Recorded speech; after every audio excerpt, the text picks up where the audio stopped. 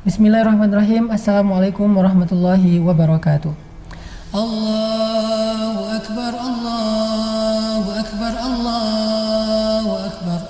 La ilaha illallah, wallahu akbar. Allahu Akbar walillahil hamd. Alhamdulillah.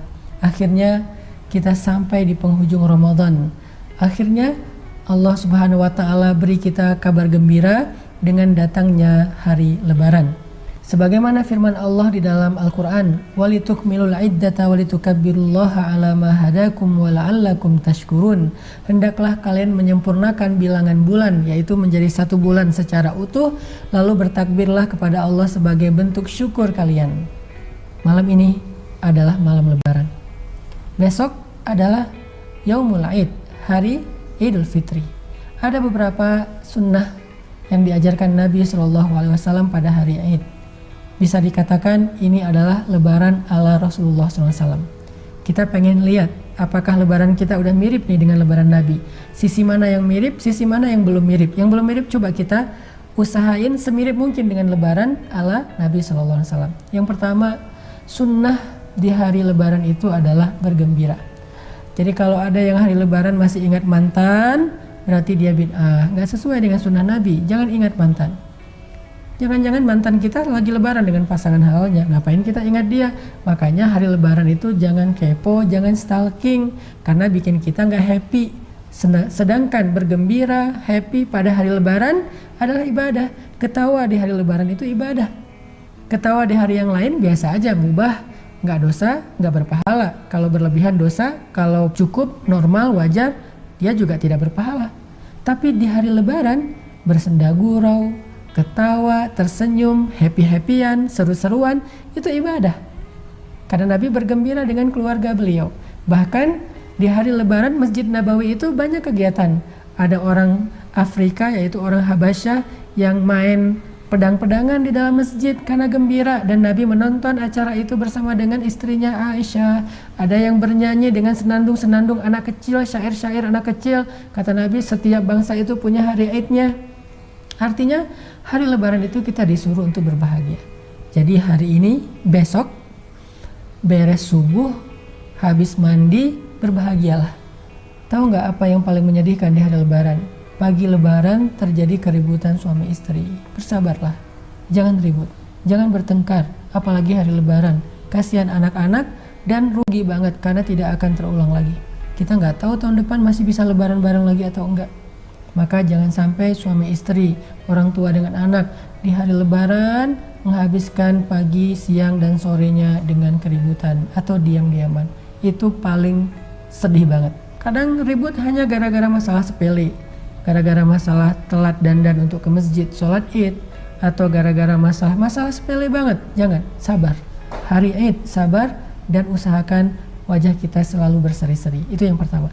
Yang kedua, sunnah Nabi yang ini juga menjadi kebiasaan kita di Indonesia adalah takbiran. Dimulai dari malam Lebaran beres maghrib, takbiran. Dan itu bukan hanya sunnah Nabi, itu perintah Allah di Al-Quran. Walitukabbirullaha 'ala ma hadakum. Bertakbirlah kepada Allah atas petunjuk yang Allah berikan kepada kalian. Takbir. Dan takbir dengan berbagai macam irama, seru-seruan, happy-happyan. Takbir dengan rasa syukur, bukan takbir dengan sedih. Gimana takbir dengan sedih? Takbir tapi murung. Bertakbirlah dengan rasa syukur, bertakbirlah dengan happy, dengan wajah berseri-seri. Dan takbir bisa kita lakukan sepanjang malam, lalu nanti habis subuh ketika kita berangkat ke tempat sholat Id juga bertakbir sepanjang kita berjalan kaki, buat yang masih dibolehkan sholat Id berjamaah. Tetapi bagi yang nggak bisa sholat Id berjamaah karena nggak bisa berkumpul, mudah-mudahan kita minta kepada Allah ada keajaiban sehingga kita bisa sholat Id. Maka kalaupun nggak bisa, la tahzan, jangan berkecil hati, maka tetap bertakbir di pagi itu.